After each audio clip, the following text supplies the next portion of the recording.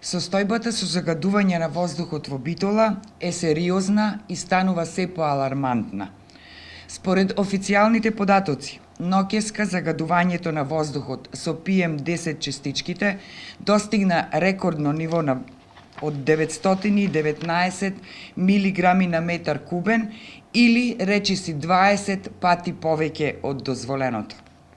Тоа најавува дека загадувањето оваа година ќе биде многу поголемо од минатата. Битола се гуши.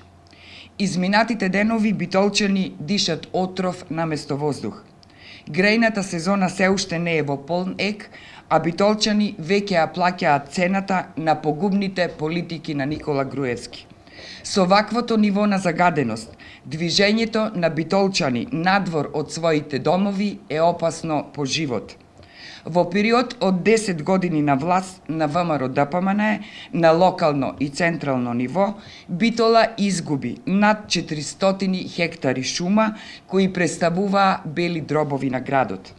Лицемерно е да се зборува за заштита на човековата средина во Битола, а за таа намена да се планираат 10.000 евра од општинскиот буџет, тежок 27,5 милиони евра, а за ограда на мост да се потрошат над 40.000 евра.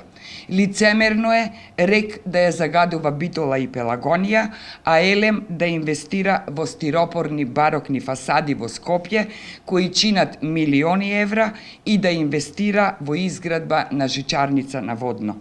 Локалната власт им должи одговори на своите граѓани на што се должи нивната негрижа и дали позади игнорантскиот однос се штитат нечии интереси.